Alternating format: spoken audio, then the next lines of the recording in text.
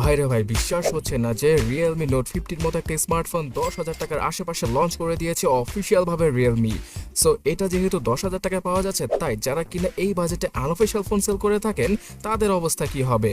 Because unofficial ভাবো এত ভালো ফোন পাওয়া যায় না 10,000 টাকার মধ্যে। বলেন কি? তো হিউজ আকৃতির ডিসপ্লে, আইফোনের ডিজাইন আর 8 জিবি র্যামের সাথে আসা এই Realme Note 50 স্মার্টফোনটার ভালো মন্দ সবকিছু সম্পর্কে জানাচ্ছি আজকের এই ভিডিওতে। এছাড়া 11,000 টাকা লঞ্চ করার পরও আপনারা 10,000 টাকার আশেপাশে কিভাবে ডিসকাউন্টের মাধ্যমে ফোনটা কিনতে পারবেন সেটাও জানাচ্ছি আজকের এই ভিডিওতে, তাই লাইক এবং সাবস্ক্রাইব করে দেখতেই থাকুন। গাইস, Realme Note 50 ফোনটার পেছনের ডিজাইন অনেকটাই আইফোন থেকে ইন্সপায়ার। এখানে ডুয়াল টোনের ব্যাক প্যানেলকে ইউজ করেছে Realme। এই ফোনটা যেহেতু একটা বাজেট ক্যাটাগরির স্মার্টফোন, তাই এখানে সস্তা টাইপের প্লাস্টিককে ইউজ করা হয়েছে, তবে একটা কভার ইউজ করলে পুরোপুরি আইফোনের মতোই লাগবে Realme Note 50 স্মার্টফোনকে। কি বলেন আপনারা? অবশ্যই কমেন্ট করে জানাবেন। অনেকেই দেখলাম যে ইন্ডিয়া সহ অন্যান্য কান্ট্রিতে এই ফোনটাকে কভারের মাধ্যমে ইউজ করে পুরোপুরি আইফোনের মতো মডিফাই করে। 186 গ্রাম ওজনের সাথে আসা এই ডিভাইসটার ফ্রন্টে রয়েছে 6.74 ইঞ্চির হিউজ আকৃতির ডিসপ্লে। বড় ডিসপ্লের স্মার্টফোন অনেকেই পছন্দ করেন, তাদের কথা মাথায় রেখেই এই বাজেটের মধ্যে হিউজ আকৃতির ডিসপ্লে যুক্ত ফোন লঞ্চ করে দিয়েছে Realme। এখানে পাওয়া যাবে 90 হার্জের রিফ্রেশ রেট আর এইচডি প্লাস রেজলিউশন, যেটা কিনা এই বাজেটে অন্য 10টা স্মার্টফোন থেকে আমরা দেখতে পারছি। মানে টেকনো, ইনফিনিক্সের স্মার্টফোনেও সিমিলার ক্যাটাগরির ডিসপ্লেকে ইউজ করা হয়ে থাকে, বাট 5 হোলের কাটআউটটা দিলে আরও কিছুটা ভালো হতো। কিন্তু এটা যেহেতু Realme স্মার্টফোন, তাই এর ডিসপ্লের কোয়ালিটি টেকনো, ইনফিনিক্স থেকেও খুব ভালো। এছাড়া 560 নিটসের পিক ব্রাইটনেস থাকায় রোদের আলোতে কিছুটা প্যারা খেতে হতে পারে এই আইপিএস এলসিডি প্যানেলের ডিসপ্লের জন্য। তবে হ্যাঁ, যারা কিনা ফোনটাকে ইনডোরে ইউজ করবেন তাদের তেমন কোনো প্যারা খেতেই হবে না। এই ডিসপ্লের কন্টেন্ট ওয়াচিংটা ছিল খুব দুর্দান্ত বাজেট অনুযায়ী। এখানে ডিসপ্লের মধ্যে কালারগুলো খুব ভালোভাবে ফুটে উঠছিল। এছাড়া এই ডিভাইসটার যেই নটযুক্ত ইউ শেপের কাটআউটটা রয়েছে, সেখানে আইফোনের মতোই ডাইনামিক আইল্যান্ডকে দিয়ে দিয়েছে Realme, যেটাকে কিনা তারা মিনি ক্যাপসুলও বলে থাকে। এখান থেকে বেশ কিছু নোটিফিকেশনের সিস্টেমকে আপনারা দেখতে পারবেন অথবা ইউজ করতে পারবেন, আর এই জিনিসটা অনেক বেশি হেল্পফুল হবে ইউজারদের জন্য। তাছাড়া গাইস, অ্যান্ড্রয়েড 13 এর সাথে আসা এই ডিভাইসটাতে অ্যান্ড্রয়েড 14 এর আপডেটটাও দিয়ে দেওয়া হবে। তবে সবচেয়ে মজার ব্যাপার হচ্ছে কি, Realme UI এর টি ভার্সনটা থাকছে এখানে, যেটা কিনা খুব খুব খুব লাইট ওয়েট একটা ইউআই। যারা কিনা দামি দামি Realme ফোনগুলোকে দেখেছেন, সেখানে আবিজাবি অনেক কিছু দিয়ে ভরে রাখা হয়, মানে অনেকগুলো ফিচার দেওয়া হয়। বাট এই Realme এর যে লাইট ইউআইটা রয়েছে, যেটা কিনা এই Note 50 ফোনটা পাওয়া যাবে, সেই ইউআইটার মধ্যে তেমন কোনো ফালতু জিনিস নেই। হ্যাঁ, আপনারা ফিচারগত দিক দিয়ে অনেক কিছুকে মিস করবেন, বাট ভাই, এই বাজেটের মধ্যে একটা ফোন যদি ভালোভাবে চলতে পারে সেটাই আমাদের জন্য অনেক কিছু। আর এই কারণেই লাইট ওয়েট ইউআইটাকে ইউজ করেছে Realme এখানে। এই স্মার্টফোনটাতে ইউনিসক T612 এই চিপসেটটা থাকার পরও তেমন কোনো ল্যাগ অথবা হ্যাংয়ের দেখা পাওয়া যাবে না। যদি Realme তাদের ফুল ভার্সনের ইউআইটাকে ইউজ করতো, তাহলে এই স্মার্টফোনটা মিনিটে মিনিটে ল্যাগ করতো অথবা হ্যাং করতো।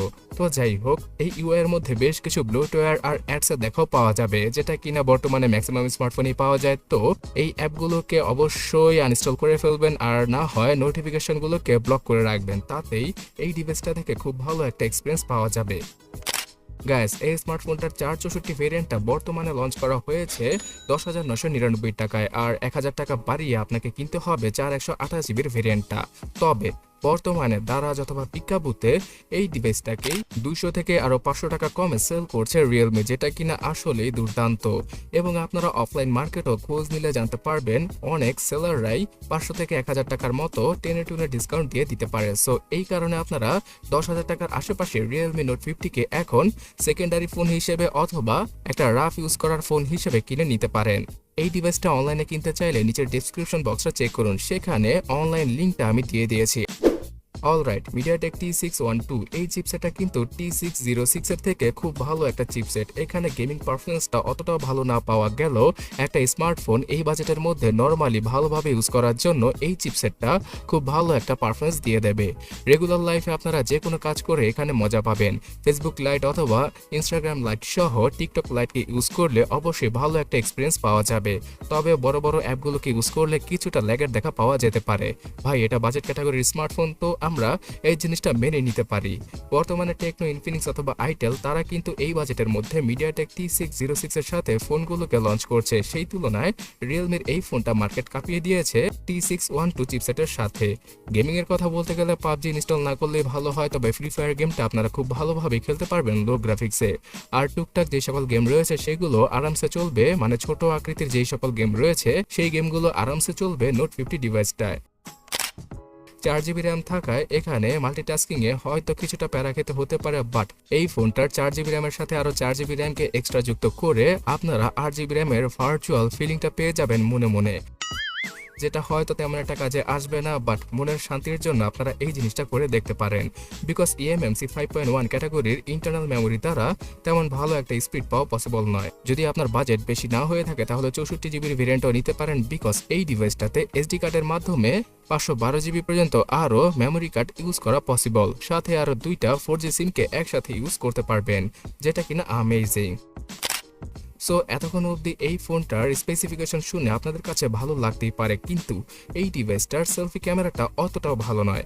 5 মেগাপিক্সেলের সেলফিকে দিয়েছে রিয়েলমি, যেটার রেজুলেশন অনেক কম থাকায় সেলফি তোলার পরে শার্পনেসে অনেক বেশি ঘাটতি পাওয়া যায়, ফেস অনেক বেশি স্মুথ করে ফেলে। তো আপনারা যদি রেমিনি অ্যাপকে ইউজ করে থাকেন তাহলে সেলফি তোলার পরে সেটা দ্বারা আপনার সেলফির কোয়ালিটিকে ইনহ্যান্স করতে পারবেন। তাছাড়া গাইস, পেছনের 13 মেগাপিক্সেলের রিয়ার ক্যামেরাটাও মোটামুটি কাজ চালিয়ে নেওয়ার মতোই, তবে দ্বিতীয় যে ক্যামেরাটা রয়েছে সেটা একদম ফালতু আর অকাজের।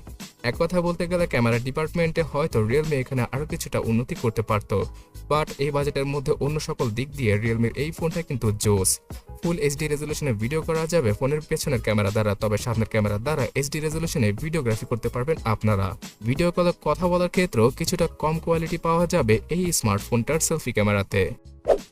গাইস, এই ডিভাইসটাতে রয়েছে single loudspeaker, 3.5mm headphone জ্যাকের গর্ত, ওয়াইফাই, ব্লুটুথ সহ FM রেডিওর সাপোর্ট। তবে হ্যাঁ, NFC সাপোর্টটা দেয়নি রিয়েলমি, তো আপনারা কার্ড পেমেন্টগুলো ওয়্যারলেসলি করতে পারবেন না। আর ফোনের দরজা খোলার জন্য সাইড মাউন্টেড ফিঙ্গারপ্রিন্ট স্ক্যানারের সাথেই আসে Realme Note 50 ডিভাইসটি। এখানে 5000 mAh এর ব্যাটারি থাকায় আপনারা একদিনের মতো ব্যাটারি ব্যাকআপ পেয়ে যাবেন টেনে টুনে, আর একদম নর্মালি ইউজ করলে 1.5 থেকে 2 দিনের মতো ব্যাকআপ দিয়ে দিবে এই ডিভাইসটি। তবে ফোনটাকে চার্জ করতে গেলে 2.5 ঘন্টার মতো সময় লেগে যাবে, বিকজ এখানে 10 ওয়াটের চার্জিং স্পিডকেই ইউজ করেছে রিয়েলমি। সো গাইস, বিভিন্ন কালারে বর্তমানে মার্কেটে পাওয়া যাচ্ছে Realme Note 50 ডিভাইসটা। পুরো ভিডিওটাকে যদি আমি সাম আপ করি তাহলে 10,000 টাকা দিয়ে বা 11,000 টাকা দিয়ে আপনারা যদি এই ডিভাইসটার 464 ভেরিয়েন্টটা কিনেন তাহলে টেকনো, ইনফিনিক্স থেকে কিছুটা বেটার হয়, বিকজ এই ডিভাইসটাতে সময় মতো আপডেট পাওয়া যাবে, মানে আগামী 2 বছরের আপডেট তো দিয়েই দিবে রিয়েলমি। তাছাড়া এর সফটওয়্যার এক্সপিরিয়েন্স টেকনো, ইনফিনিক্স থেকে খুব ভালো, আর অফিসিয়াল ফোন যেহেতু আপনারা এই বাজেটে পাচ্ছেন তাই এখানে ওয়ারেন্টিটাও পাওয়া যাবে অফিসিয়াল ভাবে। সো যারা কিনা বাজেটের অভাবে এই দামে আনঅফিসিয়াল ফোন কিনছিলেন তারা নোট 50 কে দেখতে পারেন। তো এই ফোনটা আপনাদের কাছে কেমন লাগছে অবশ্যই কমেন্ট করে জানাবেন।